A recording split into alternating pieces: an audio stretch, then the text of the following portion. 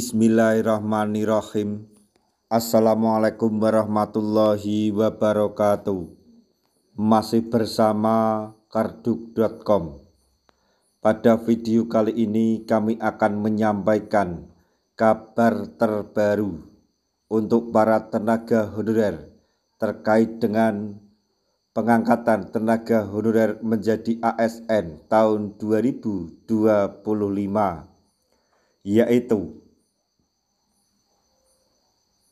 transformasi tenaga honorer, mekanisme dan keuntungan P3K paruh waktu dalam masa transisi ASN sesuai kebijakan pemerintah.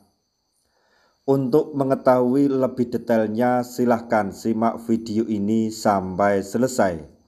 Tapi sebelum kami lanjutkan, bagi rekan-rekan yang baru menemukan channel ini, tekan like dan subscribe-nya, dan juga tekan lonceng notifikasinya supaya nanti bisa mengetahui informasi terbaru terkait dengan seleksi P3K dan pengangkatan tenaga honorer menjadi ASN tahun 2025.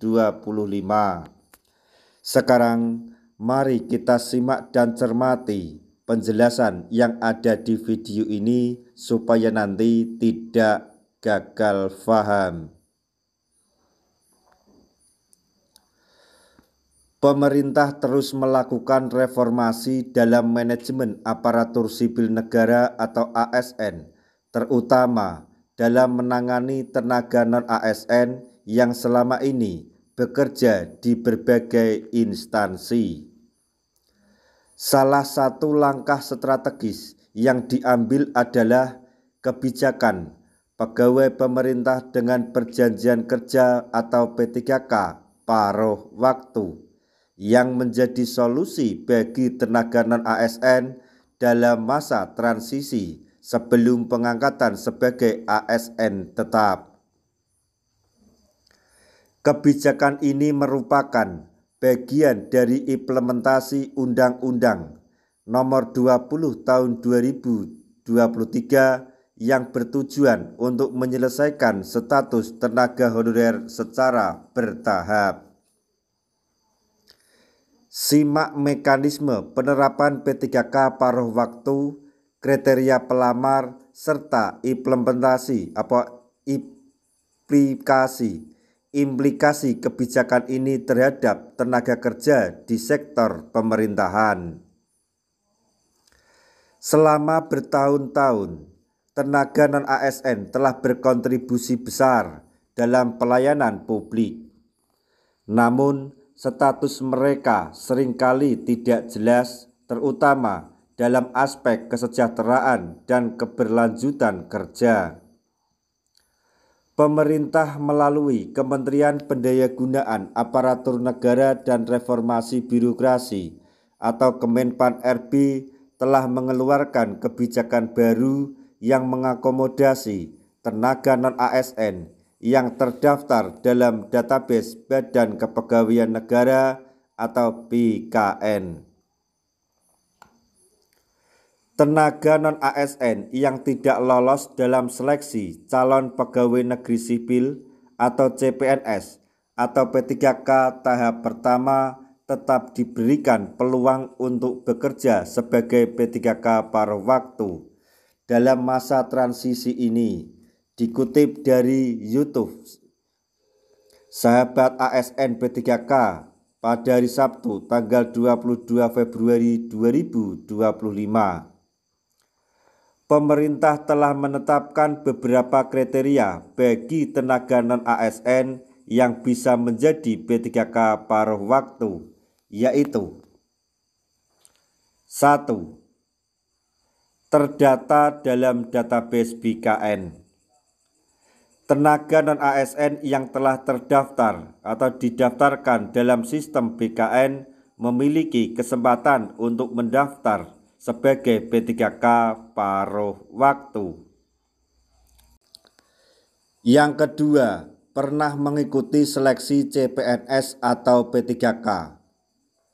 Pelamar yang tidak lolos seleksi CPNS atau P3K tahap pertama dapat beralih ke status P3K paruh waktu.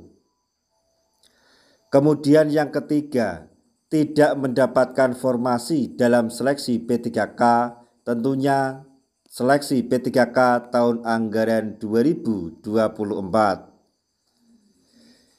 Jika jumlah pelamar melebihi kuota yang tersedia dalam suatu formasi, pelamar yang tidak mendapatkan tempat dapat menjadi P3K paruh waktu. Kemudian yang keempat yaitu memiliki ijazah sesuai dengan syarat jabatan.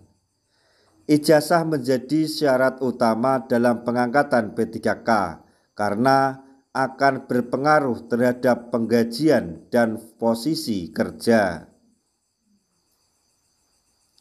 Yang kelima, memiliki masa kerja minimal 2 tahun.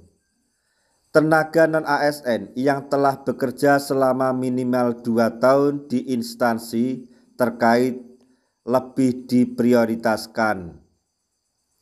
P3K paruh waktu memiliki mekanisme khusus dalam pengangkatan.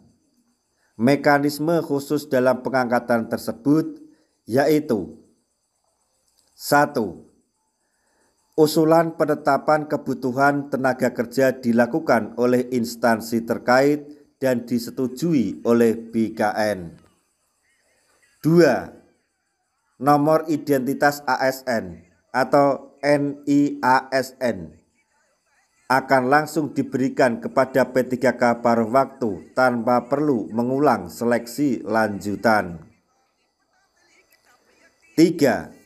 Masa perjanjian kerja ditetapkan selama 1 tahun dengan kemungkinan perpanjangan berdasarkan kinerja dan ketersediaan anggaran. Sebagai bagian dari ASN, P3K paruh waktu memiliki hak dan kewajiban yang jelas, termasuk hak P3K paruh waktu, yaitu 1. Mendapatkan penghasilan yang setara atau lebih besar dari gaji sebelumnya sebagai tenaga non-ASN. 2. Memperoleh fasilitas kerja yang sesuai dengan tugas dan tanggung jawabnya. 3. Berhak mengikuti kegiatan rapat dan mendapatkan honorarium sesuai kebijakan instansi. Selanjutnya yaitu kewajiban P3K paruh waktu. 1. Mematuhi aturan disiplin ASN termasuk kode etik dan tanggung jawab pekerjaan. 2. Melaksanakan tugas sesuai jabatan yang diberikan, misalnya guru tetap mengajar dan tenaga kesehatan tetap bertugas di bidangnya. Kebijakan ini menjadi langkah awal dalam transisi tenaga honorer menuju sistem ASN yang lebih terstruktur dan terjamin. Nah, demikian tadi informasi yang dapat kami sampaikan, informasi penting untuk para tenaga honorer yang telah mengikuti seleksi P3K tahun anggaran 2024,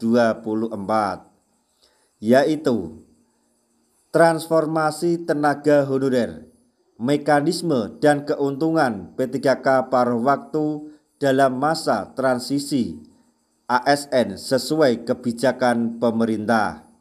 Semoga informasi ini dapat bermanfaat bagi rekan-rekan tenaga honorer semuanya.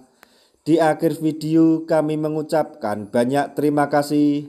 Wassalamualaikum warahmatullahi wabarakatuh.